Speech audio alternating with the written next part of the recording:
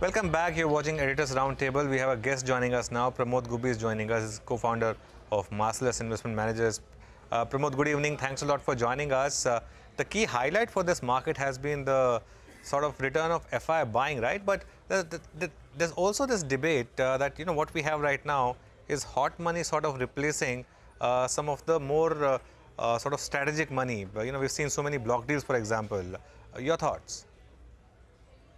Well, and like I said the last time also, I'm not the best person to answer what type of money is coming in. But I think in general, you can see a sense that people are getting more comfortable with the interest rate hikes. Although yesterday's minutes suggested that we are not done with. I'm sure there is more to come here.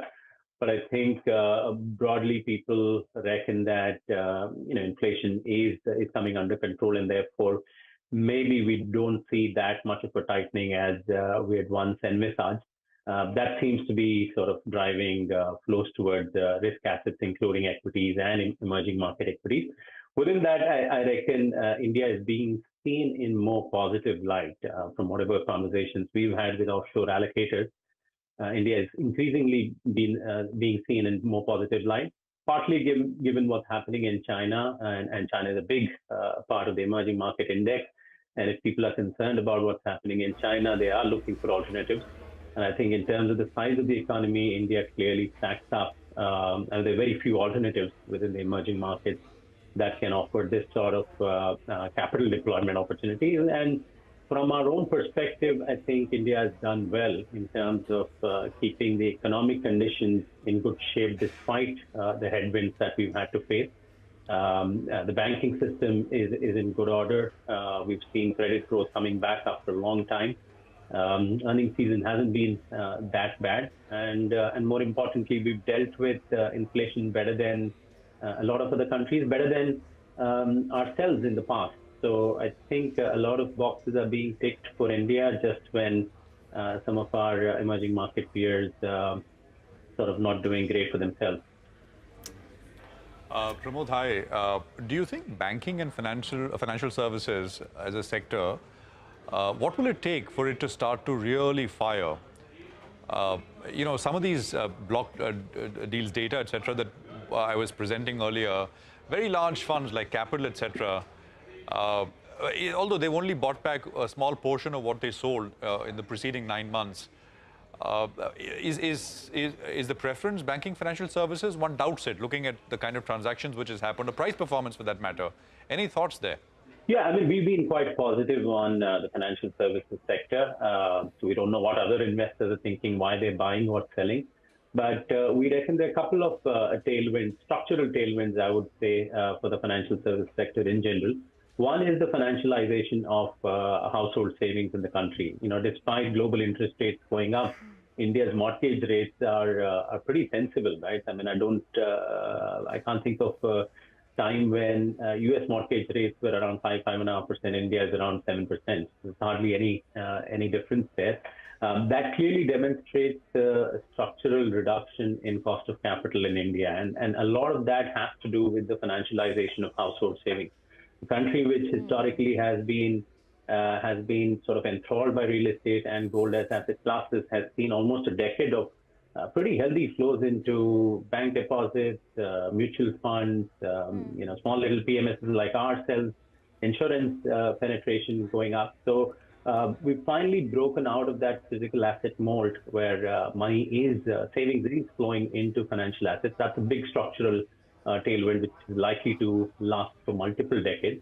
And within financial services, we reckon there is a significant market share gain story that's happening, given the predominant presence of public sector in the past. I think some of the better run private sector banks, NBFCs, private sector insurers, both life and general, have significant opportunities to gain market share. So a double tailwind, I reckon, puts financial services on a structural growth path for the next couple of decades at least. That's the sort of range that we're looking at. Sure. The shorter term could be anybody's guess. Okay, Pramod, I just wanted to take that point forward with regards to FIIs probably looking at investments from a more strategic long-term standpoint and tie it in with the fact that there was this big deal which took place in the hospital space. where Max, KKR exited Max Healthcare, but there was enough interest which we saw in that. But separately, something like Apollo Hospitals has lost quite a bit. It was the top loser on the Nifty this week, and they're not getting that funding that they're seeking, at least as of now, for their digital arm. Would that space interest you from a long-term standpoint at all, the hospitals/healthcare sector? Not really. I mean, historically, it hasn't come up in our screeners. One of the key parameters we look for in our screeners is consistently high return on capital. That's been missing from this sector, at least, every now and then you do see high returns on capital, but not consistently enough for us to look at this sector. Partly because I reckon, given, these are capital intensive, asset heavy, some of them are moving to asset-light models, but by and large, real estate is a big input component into hospitals, and that's perhaps been a drag on return on capital. But as the sector matures, I reckon more asset-light models will emerge. So structurally, the demand story is fairly intact. Indians are becoming more affluent, and they can afford better healthcare services, and the country needs healthcare services. So to that extent, the demand side story is all right, but we'd like to see better returns on capital in the sector. Okay. Pramod, we've run out of time, but one very quick question before we end the show. We were just talking about all these new launches that have come out from the auto sector. Is this a space, I mean, it looks very exciting with stocks at record highs and new launches, but is this a space that's become a bit of an overcrowded trade now, or do you think there's still more to go? I'm not sure about the overcrowded nature, but I think autos do pose a structural long-term opportunity, given, like I said, if India were to grow from $2,000 per capita GDP, you do hit that sort of inflection point where there will be significant savings coming through, people moving from spending on staples to discretionary. Auto is perhaps one of the more first items to take on the discretionary front. Penetration, primarily in four-wheelers, to some extent in two-wheelers, is still a long way to go. To that extent, the structural growth opportunity is intact. But I think there have been a few supply-side challenges around semiconductor availability and so on, but those are more shorter-term challenges. In my view, for longer-term investors, autos and auto ancillaries have always provided plenty of money-making opportunities across the globe, across cycles. Pramod, we'll leave it there today. Thanks a lot for joining us. Before we wrap up, we didn't discuss the stock of the week, PVR. 15% down. Are you guys not watching any movies? Sonia, I don't like I'm watching it at to the home. theatres. I'm very happy watching it in my home and at my own comfort.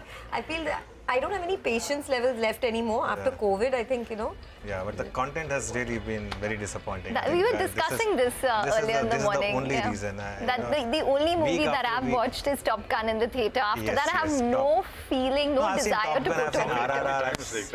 I've seen KGF as well. I've seen Bhool Bhulaiya too. But the last few movies, I believe, it's just been too bad. Just rehash of the previous film. And trends are also changing, right? Absolutely. People don't really want to go to the theatre anymore. Okay, well, anyone buying the new car, the K10? I was just going to say that Pramod mentioned you mentioned overcrowded trade, but it's overcrowded cars on the Too many road. cars You on can't the road. differentiate one from the other for me. Yeah, but the new one's not bad, I mean, it's just Which one? 4 lakhs. The K10. The new Alto K10. You can zip around with that Absolutely, small car. and parking won't be a problem. And parking won't be a problem. All right, guys, have a great weekend. Thanks a lot for tuning in to Editors Roundtable. We'll be back again Monday morning.